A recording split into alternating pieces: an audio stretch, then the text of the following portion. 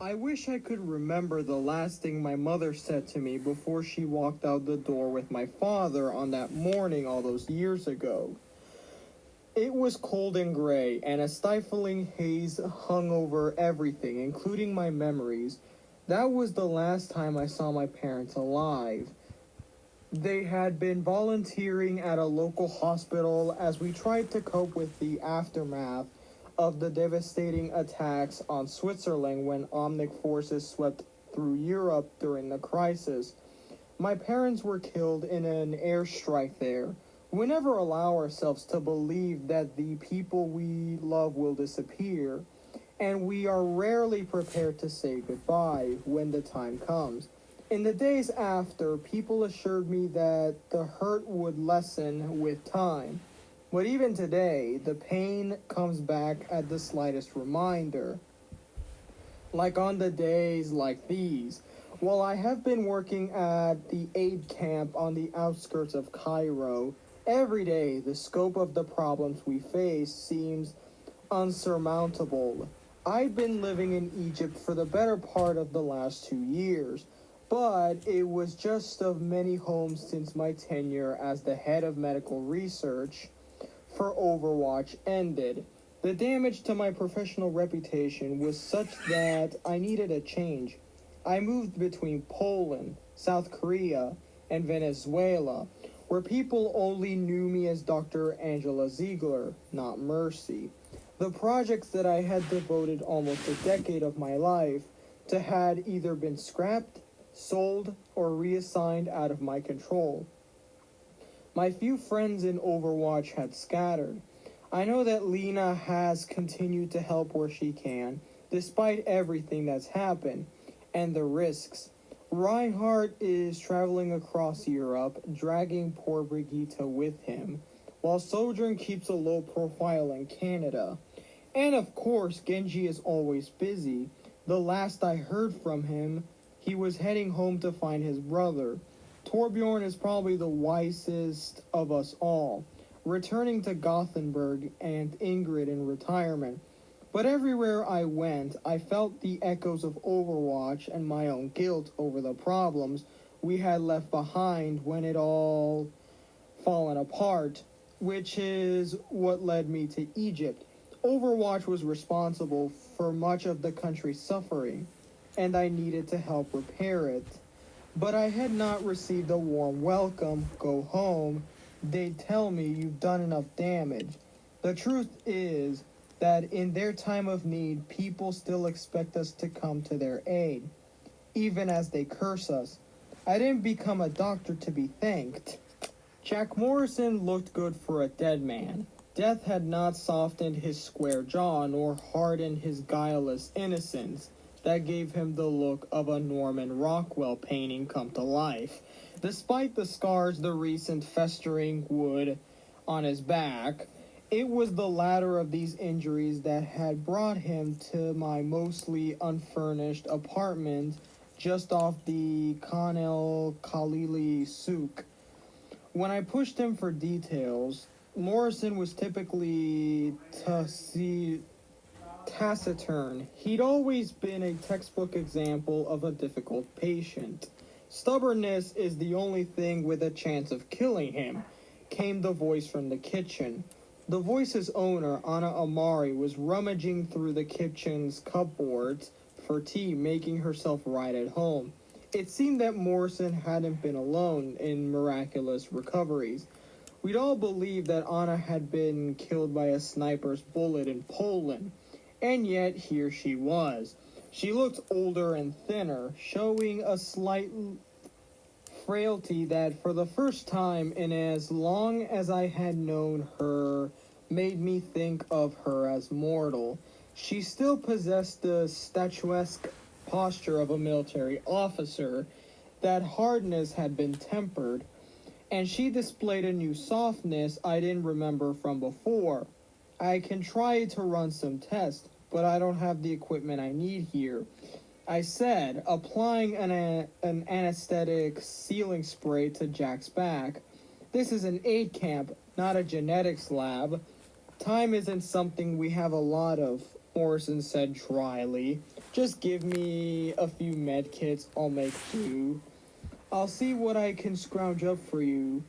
I thought about the trio of biotic grenades he carried, and the cartridge darts tucked into Amari's bandolier. In items stolen from Overwatch, or in the case of the darts, an adaptation of my technology that had been made without my approval, just another example of how my time with Overwatch hadn't gone the way I wanted.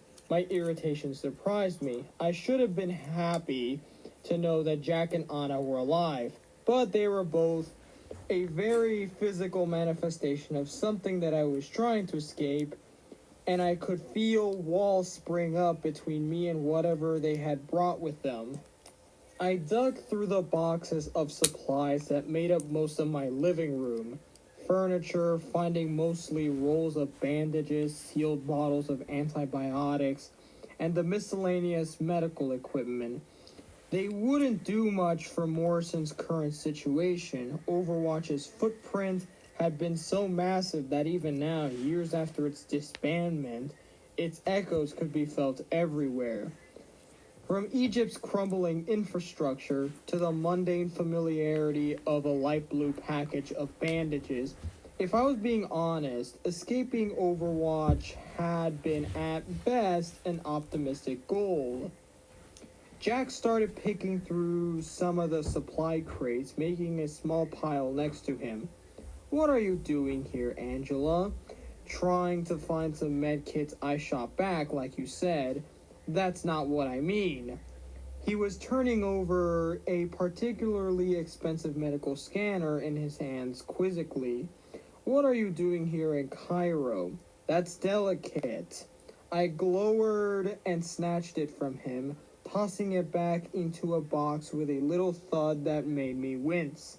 I let out the breath I didn't realize I'd been holding. There are people here who need help.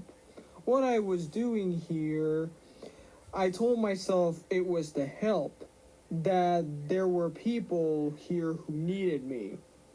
Egypt had too many problems and not enough people who were willing to help. With vultures preying at the edges of society, it wasn't as glamorous or exciting as my previous postings. But it was uncontroversial, and it was helpful. Surely a hospital or lab at a university would be better suited for you, Anna said, having apparently found some tea leaves to her liking. As it turns out, being a prominent ex-Overwatch official isn't the sort of experience on your CV that people are looking for. I snapped. I took a deep breath. It was as though the years had never passed, and we were right in the heated argument of the last time we'd all been together. I'd rather keep a low profile more than I can say about the two of you. Jack scowled. At least my enemies know that I'm coming for them.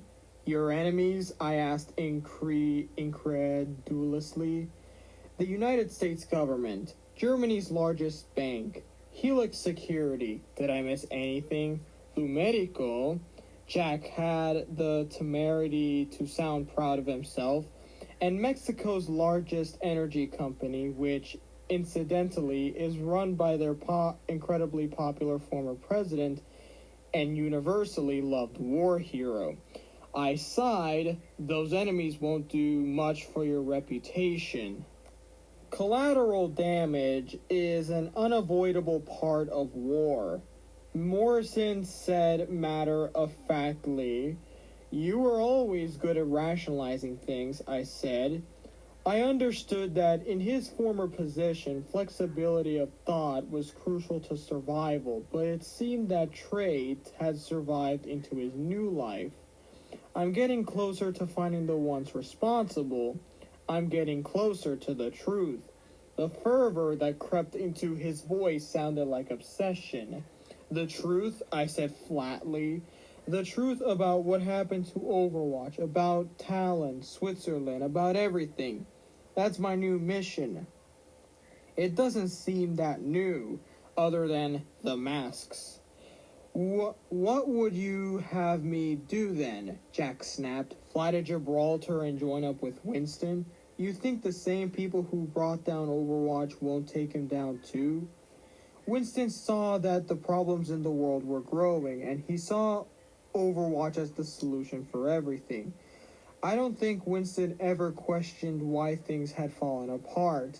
He loved it and needed it too much to see how it had damaged and changed us all.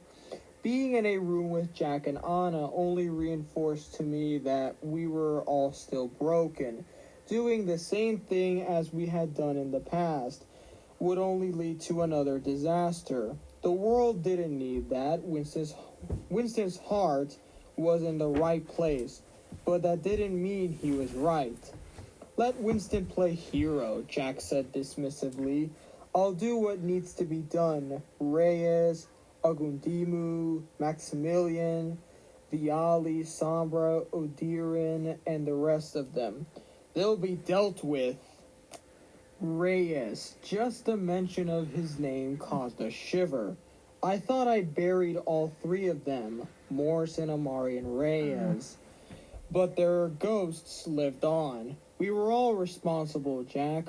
Overwatch is gone. Your personal revenge won't change anything. Someone has to make them pay. I will get justice. Justice? I scoffed. I could see that the pain consumed him like an affliction.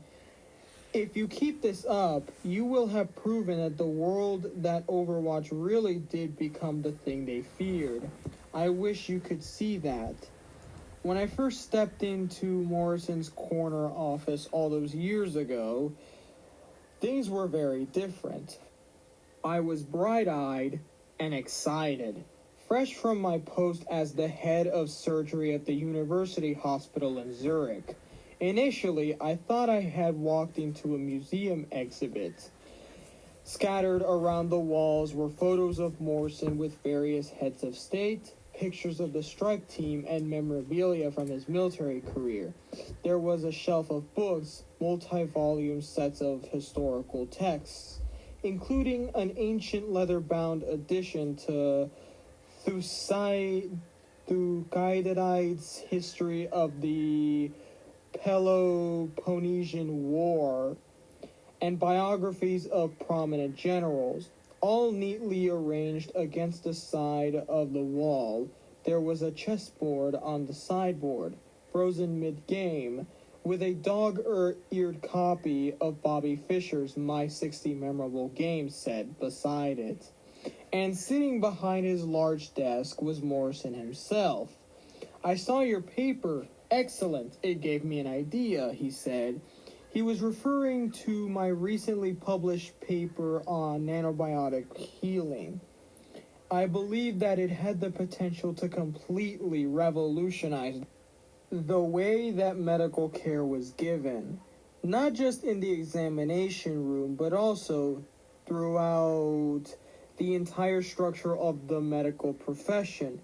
It was hard to be patient, and I believe that Overwatch offered me the opportunity to rapidly get my ideas out there in a way no other organization could. You read my paper? I asked incredulously, at the thought of him poring over an extremely technical research paper that most graduate students would need time to digest. I think I got the gist of it, Jack chuckled. I spared him the embarrassment of grilling him further after all. He was offering me the keys to the kingdom. I do try to keep the abstract very readable, I smiled.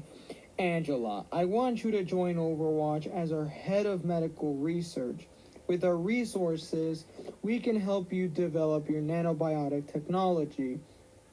Imagine how everyone's lives will change. You could improve the life expectancy of every person around the world.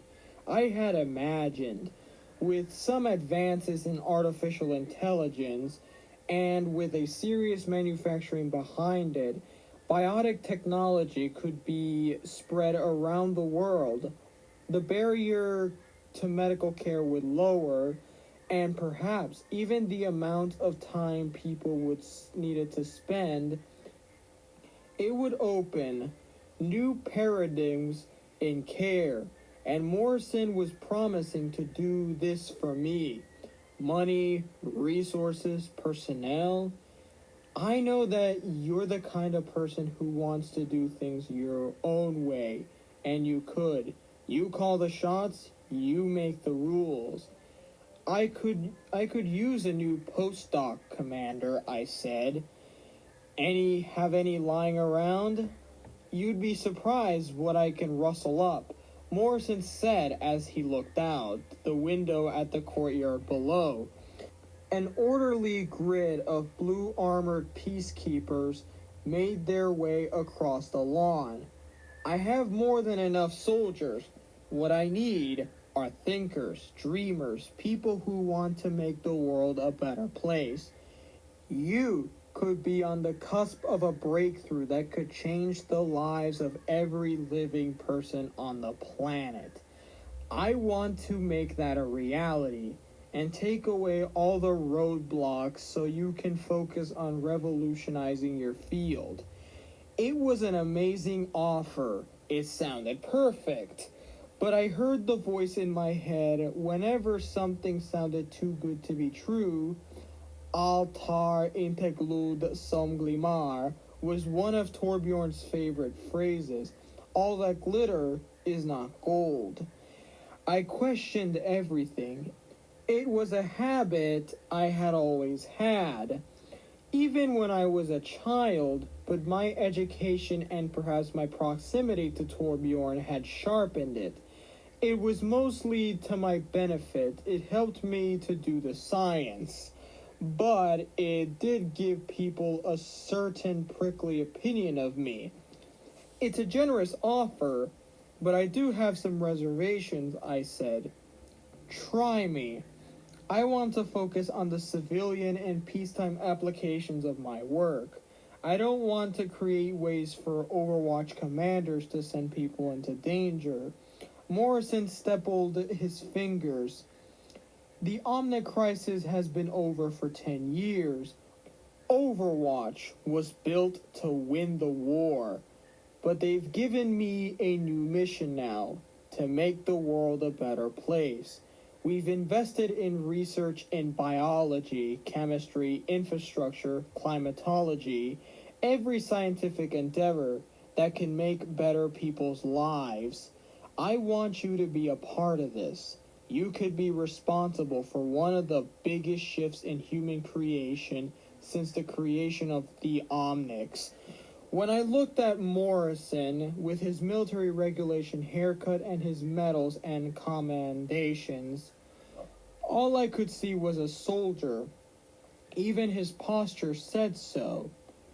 It was like I could see the threads that had been strung through him that pulled him to attention, threads spun by a lifetime of military molding. A soldier with the gift of believing in his orders.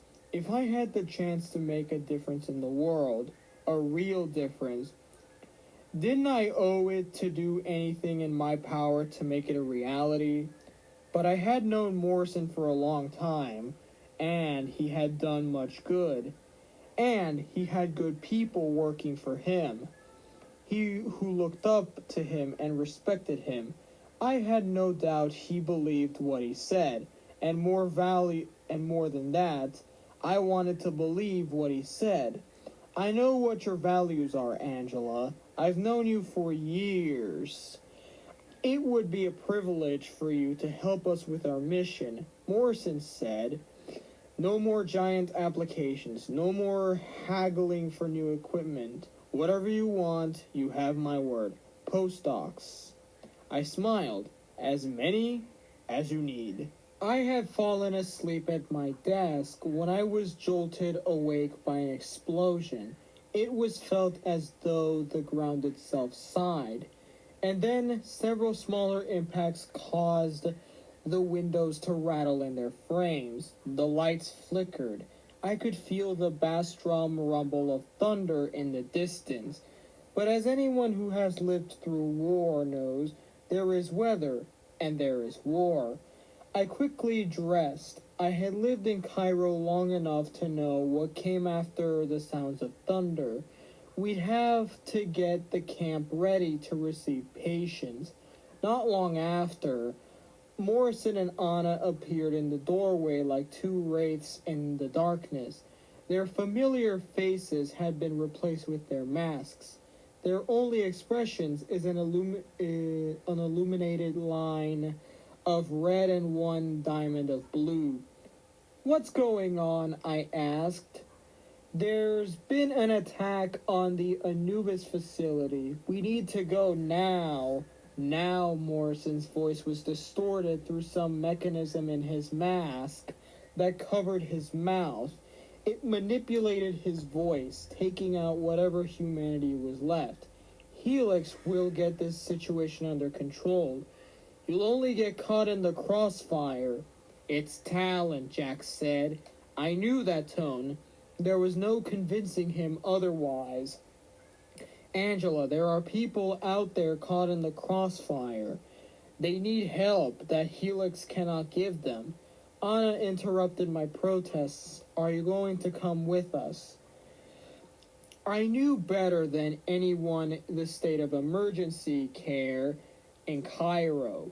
The last attacks had left a swath of destruction, with large parts of the city still trying to recover. I still had people in my camps who had been displaced or injured in the last breakout. Helix was a peacekeeping force, but in my mind, they were little better than mercenaries. They were paid to protect the interests of the government, not its people. An unsurprising replacement for Overwatch. I should stay at the camp. I should get everything in order and prepare a tree to triage an influx of people. I knew what I should do. "I'm coming." I kept the Valkyrie suit in one large packing crate. The biometric lock snapped open with a satisfying thunk. I left the pieces out: the breastplate, the communications, and scanning visor. The biotic charges, the propulsion system, and the staff, each in their specific molded foam padding for transit, each unused for some time.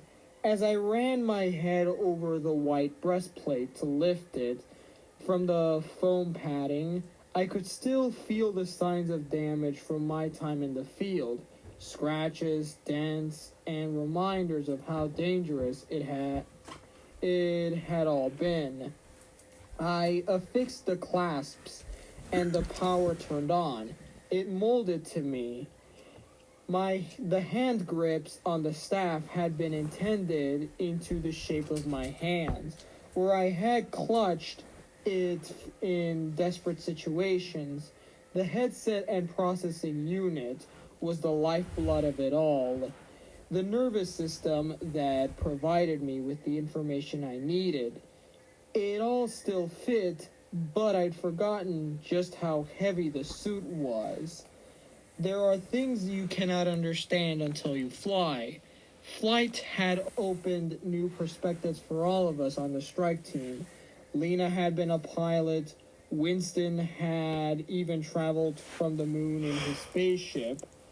I remembered how astronauts would say that their entire view of life changed when they saw the Earth from space, but none of them had flown like I had.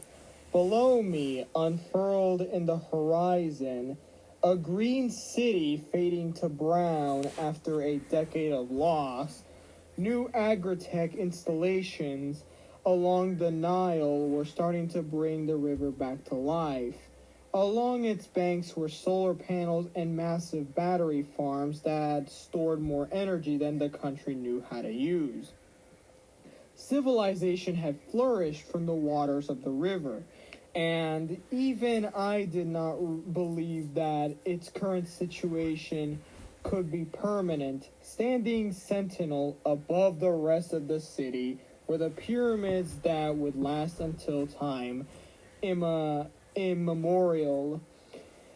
In the shadows of those pyramids, a battlefield, and the three of us made our way to the site of the attack. Helix security units were in a pitched battle with the Talon troops. Those black and red dropships that loomed like birds of prey above, I could see the jets of their armored Raptora units being deployed. I didn't worry about them, their medics would look after them. But I winced at the destruction caused by the rockets being fired into the melee. Below me, two old soldiers shadowed their way through the dim streets. Even in the red and blue jacket, Morrison was hard to detect, which surprised me. It was strange to see him like that. He never relied on subterfuge before. If it weren't for the scanning equipment of the Valkyrie, he'd surely be invisible for me, but then battles are always a blur to me. The offensive attacks, the positioning, the tactics, I tuned them to a low buzz in my mind. I leave that to the others. I have to focus on the task at hand, saving lives. Civilians are trying to evacuate the area. My heads-up display was dotted with the life signatures of people in the area. A loud, insistent mess that I had to make sense of. I isolated Jack and Anna as they exchanged fire with the hulking Talon soldiers. I never want to be Mercy. It was something that was thrust upon me. The Valkyrie suit was to prove a point that my technology worked. But I knew how other people saw me, how my teammates wanted me shoulder to shoulder with them. And so, little by little, Dr. Ziegler withdrew and Mercy took her place. Morrison dove in with abandon, while Anna watched from above. Talon soldiers with their red and white masks were everywhere, pinning down the Helix soldiers in blue. Suddenly, a series of explosions through the night, and my eyes fixated on a dark mass, darker than night. A black figure emerged from it. A hailstorm of gunfire exploded from its center, and the two old soldiers raced for cover. Out of my sight. What is that? I breathed. Gabriel. I winced from the intensity of Jack's voice in my ear. A dozen questions tried to shoulder their way into my attention, but right now, I had to push them away. That's not our concern, Morrison. We have people to save. That's your job, Doctor. This is ours. And our link went silent. I watched as the two of them were swallowed by the choking haze, with Morrison dashing out in front, and Anna warily covering his back. He was right, though. I couldn't worry about them while I had a job to do. Talon had no concern for innocent lives or civilians or property damage. And the Helix security forces, little more than mercenaries, were much better. Rockets sailed through the air and buildings were destroyed. People fled the area in terror. My heads-up display was insistent. There was life signs somewhere below me, but it was almost impossible to see. Acting on faith, I dove down through the billowing plums of smoke. It tore at my eyes, but slowly the contact lenses filtered it out. A flash of pale color drew my gaze through the layers of haze and dust. Engaging the Valkyrie maneuvering system, I flew straight for it, trying to keep the point fixed in my mind as I plunged through the miasma. As I plummeted down the smoke slowly thinned, I caught it again. The shape of a young girl with a white t-shirt and dark brown hair. She reminded me of many children from the past battles were the same everywhere. Soldiers fought for survival, victory, and glory. But innocent people were trampled beneath their booted feet. The girl waved her arms as she saw me, desperately trying to get my attention. I made a rapid descent through the smoke and touched down amid the rubble of the building's top floors. "Don't move," I said. "Is your leg stuck?" She nodded. She was resigned, exhausted, and looked up at me desperately for help. Such scenes had scarred my childhood. Families were torn apart as people tried to escape the devastation. I remembered city blocks being destroyed in surprise nighttime raids. We couldn't see the moon or the stars, just the sinister blinking red lights and dark shapes that somehow seemed darker than the night. Sky overhead, and were quickly blotted out by bright white explosions. There was no time to escape the shelters. You had to find cover wherever you could. If you could, the sound was deafening. The smoke was suffocating. The fear was overwhelming. "I'm going to clear this out of the way, okay? Just give me a moment." I tried my best to reassure her. She nodded again, her eyes as big as saucers. I started pulling the large bricks of concrete that the girl was half buried beneath. It would have been nice to have some help. Winston or Reinhardt or Sojourn or Genji would have been perfect for the task. I remembered Venezuela, where we dug out people from the aftermath of the massive storm. There was no way I could have dealt with the rocks back then if not for the power of the Valkyrie suit. She started, recognition in her eyes. Her posture had shifted, and I put a hand on her shoulder to keep her from moving too quickly. I didn't want any excitement and adrenaline to make the situation worse. "Going to help you," I finished for her. I grunted as I pulled back another slab of wall and flung it to the side. "I wish Reinhardt was here." "Reinhardt? My friend," I said. "Big, strong, never stops talking. My wings flared out as I pulled back hard on the last heavy slab of concrete. I helped the girl to her feet. Her face was marked with soot and ash with faint lines of tears running in a river though. "What's your name?" I asked. "Hanan," she said timidly. "Let me do a scan," I told her. She looked uncertain but remained still as a statue as the light blue wave washed over her from the Valkyrie's handheld scanning module. "Nothing's broken." It seemed like she would be okay. There were some cuts and abrasions, and she was bleeding from a few of those, but that should be easy enough to deal with. I picked up the staff and knelt at her side. As I activated the biotic stream, a faint glow emanated from the staff and then surrounded Hanan, slowly radiating like sunshine. Small notes of light, like dust glittering in the air, freckled as it landed on Hanan's skin. Her eyes brightened and then she flinched like she had just held her arm too close to a fire. "It might be a little hot," I said. "Let me know if it's too much." She nodded and watched on with amazement as her wounds knit closed. "It's like magic," she said. "Science," I said it with a smile. "Much better than magic. Have you ever heard of nanobiotics?" "Is it like little machines?" She made a little notion like there was a cloud of flies. "Not quite," I said, feeling the momentary pang of disappointment that a technology that could have revolutionized healing around the world was basically unknown to most. But there were more important things.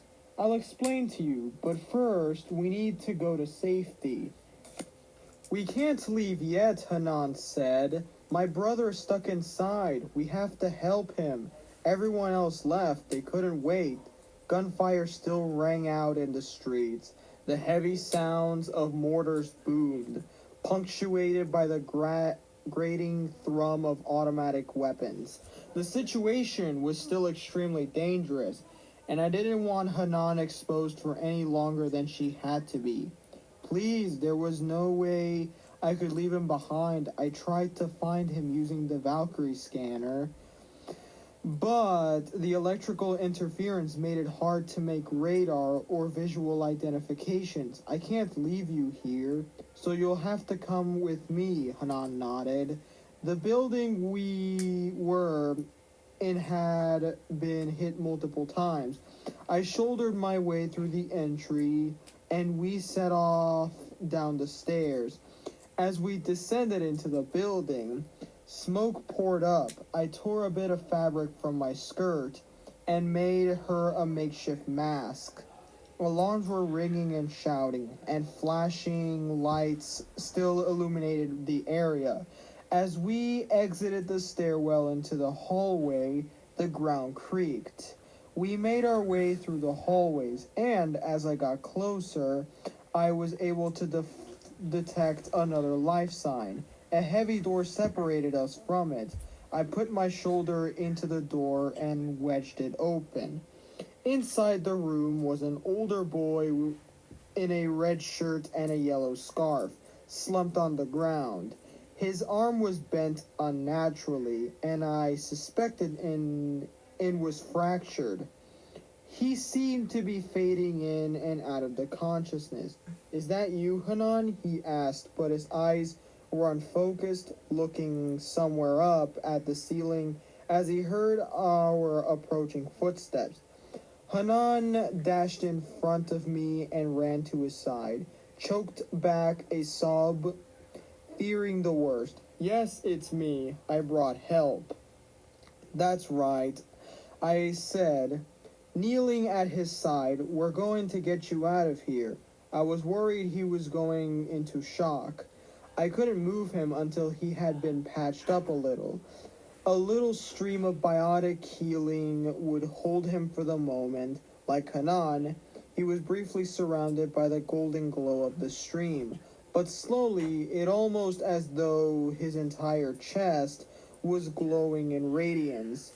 Little by little, his breathing was easier. I turned back to Hanan. "Alright, we are going to get your brother out of here," I said.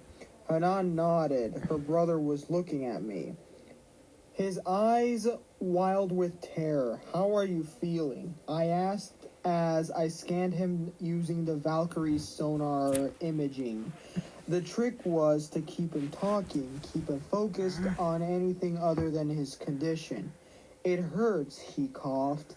As his eyes met mine, they opened wide with surprise of realization. "You're Mercy. I've seen you in pictures." That's right, it didn't bother me. I knew that in times like this, Mercy was useful. Now it would give Hanan's brother something to hold on to. "So don't worry, I'll get you out of here. My parents don't like you very much." He sounded embarrassed. "Maybe when you see them later, you'll put in a good word for me." I smiled. His facial expression changed, like he was afraid he'd said something to offend me. "Of course," he said earnestly, nodding, but even that small bit of effort seemed to cause him a great deal of pain. "Okay, here's the situation. We need to get you out of this building. Do you think you can walk?" "I think, maybe." "Okay, that's not a problem," I said. "We're going to take it nice and slow, Hanan, and I are going to be right here with you."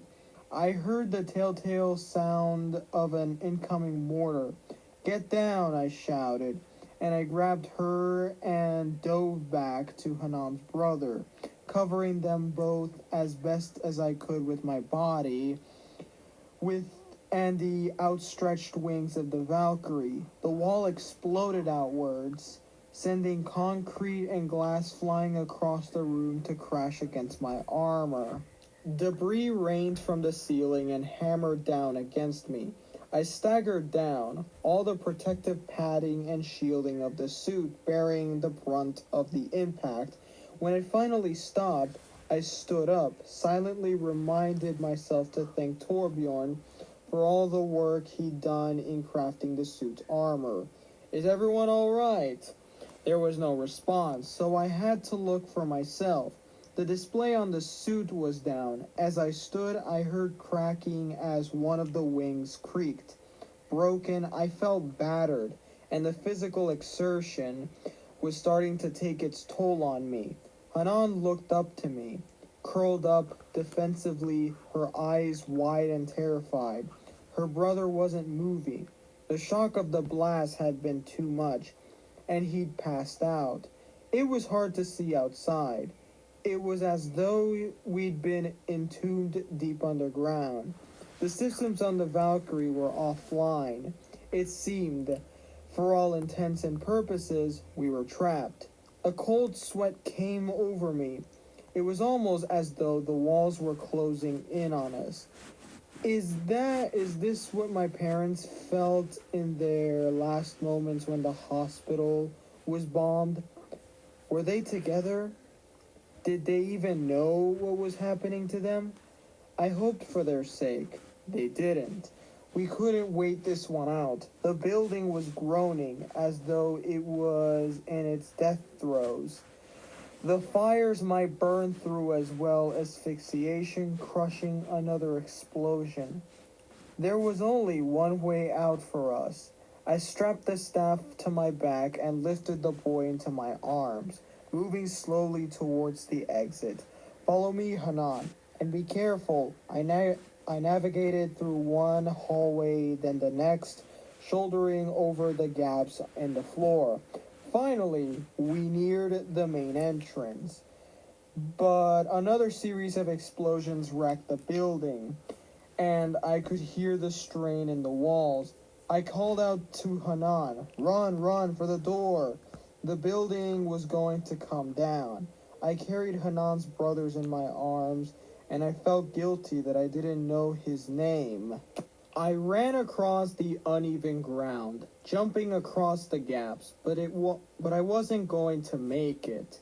The wall was collapsing, the building was collapsing, the world around me was collapsing. My mind raced for possible escapes and found none.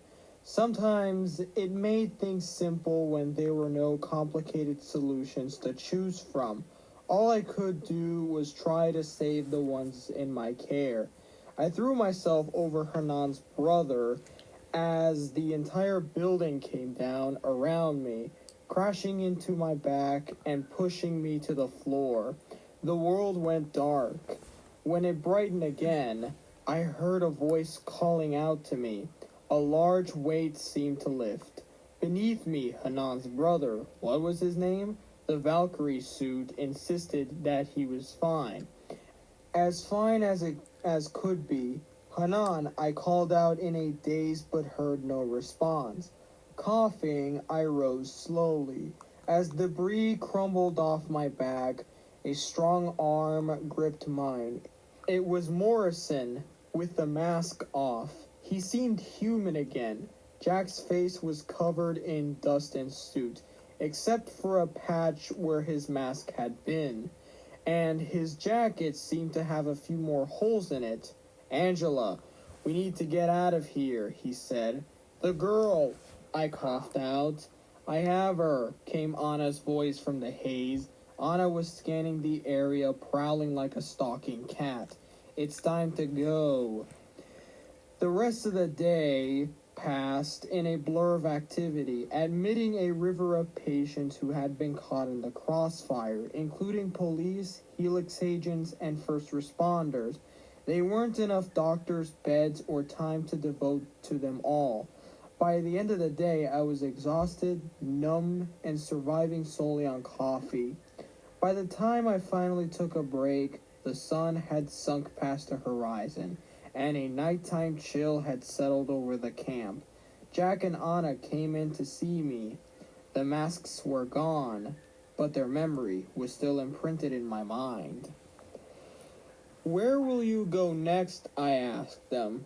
They each had a large bag with them. Gabriel was here. We have to follow him, Jack said.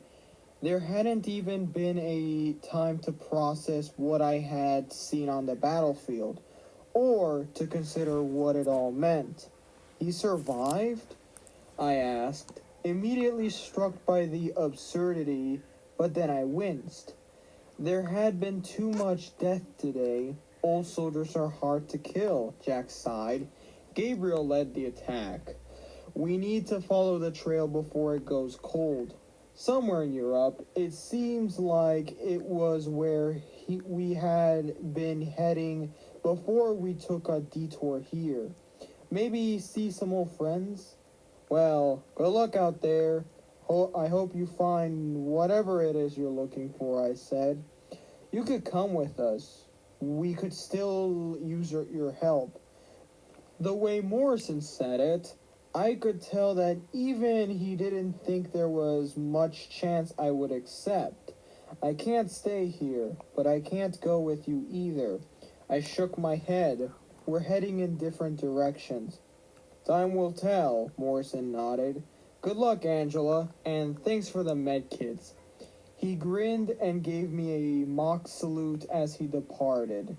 Slinging his pack over his shoulder, Anna lingered a few months longer, and the pair of us watched him as he set off. We're all fighting the same battles, she said, placing her hand on my shoulder. We've never fought the same battles, Anna, I said. I don't even like battles. Maybe not, but we're all still fighting. Jack may not be as idealistic as he once was, but he's just as bullheaded as ever, Anna sighed. The more things pass us by, the more we want to hold on to them. He can't fight the past. He has to know that.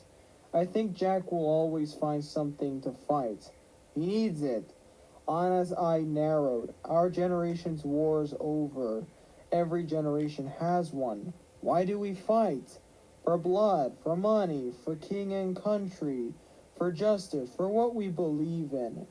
It's not always on the battlefield. Some wars last for decades, but ours was over in an instant. Gabriel built our team to save humanity, but he couldn't rebuild afterwards. Adawe and the others thought Morrison was the one who could. He looked the part, after all, the war hero, compassionate, brave, confident, political. But at the end of the day, a soldier, and all soldiers only know one way to live. We aren't meant to change the world, just to save it. That's why the rest of us were there, I said. Anna nodded sadly. We never knew how to let the ones who followed us take up the struggle. We aren't made for peace after this. Anna motioned to the eye patch. I thought I would have a quiet retirement. And here I am. You, Lena, Sojourn, and the others see things in a different way. I think I finally understand a little.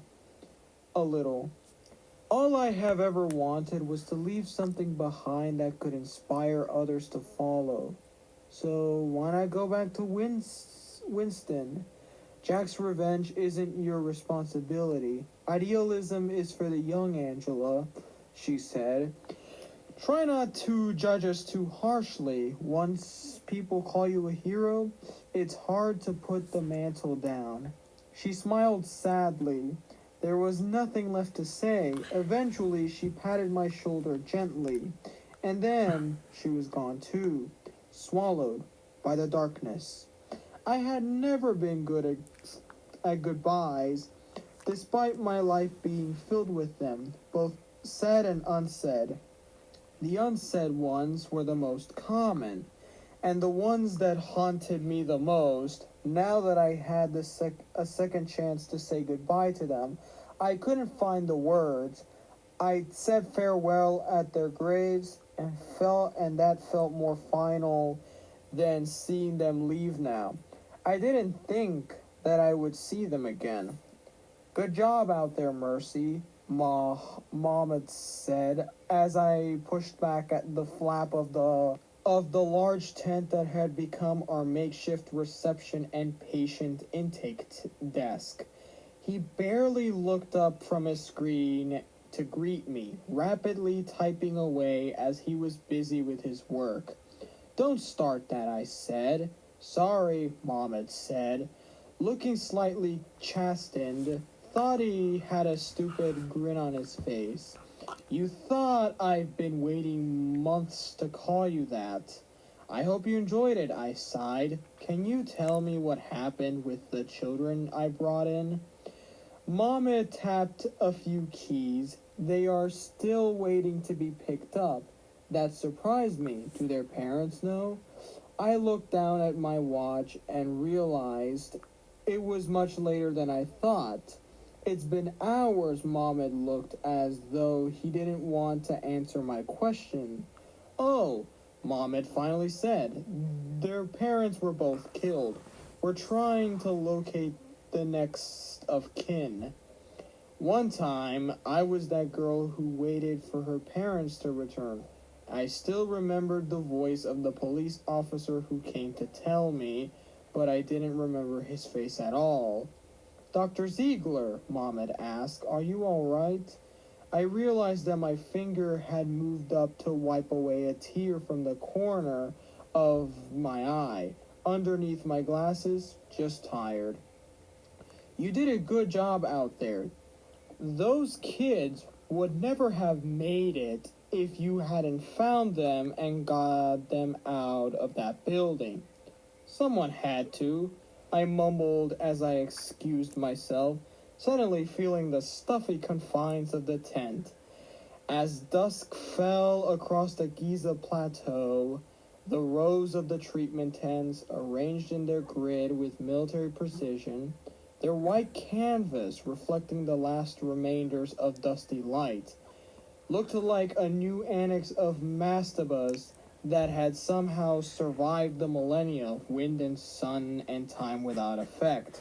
The ancient Egyptians who inhabited the neighboring tombs had given much in life and more in death, in the pursuit life of eternal, and to no avail.